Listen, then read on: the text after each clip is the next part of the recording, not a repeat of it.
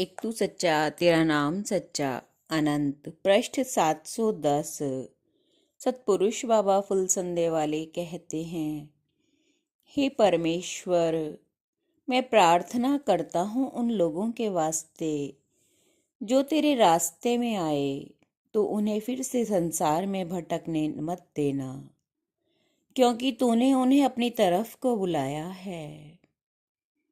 हे आत्मा के पुत्रों, जीव जन्म मरण वृद्धा अवस्था, रोग सोग और द्वंद्व में होने वाले दुखों को जानता है, उसका विचार भी करता है, किंतु विषयों से विरक्त नहीं हो पाता।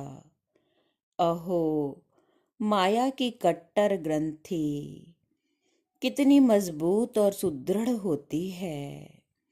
मोहातुर संसारी जीव राग द्वेष से कर्मों के बंधन में जकड़े रहते हैं, जिनके कारण उनका जन्म मरण, विषयों का सेवन, उससे द्वंद्व और द्वंद्व से आवागमन, परिभ्रमण होता रहता है।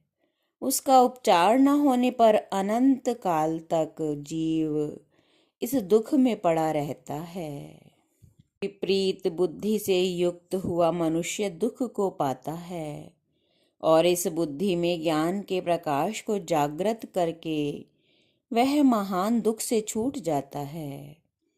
जन्म दुख, बुढ़ापा दुख है, रोग दुख है और मृत्यु दुख है। अहो, संसार ही दुख है, जिसमें कितने ही जीव क्लेश पाते रहते हैं। जिस समय जीव जैसा भाव करता है, उस समय वह वैसे ही शुभ अशुभ कर्मों से बंध जाता है। मोहातुर जीव शरीर, वाणी, धन, स्त्री, प्रतिष्ठा, राग द्वेष का संचय उसी प्रकार करता है जैसे सर्प, शिशु या केचुआ मुख और शरीर दोनों से ही मिट्टी का संचय करता है। जाति, मित्र, पुत्र, बांधव जीव के दुख को नहीं बांटते, वह स्वयं अकेला ही दुख का अनुभव करता है, क्योंकि कर्म कर्ता का ही अनुगमन करता है। जीव कर्म को करने में स्वतंत्र, किंतु कर्म उदय होने पर भोगने में उसके अधीन हो जाता है। जैसे मनुष्य स्वेच्छा से वृक्ष पर तो चढ़ जाता है, किंतु प्रमादवश नीचे गिरने में परवश हो जाता है। कहीं जीव कर्म के अधीन होता है, तो कहीं कर्म जीव के अधीन होता है। जैसे ऋण देते समय धनवान बली होता है और लौटाते समय कर्जदार बली होता है।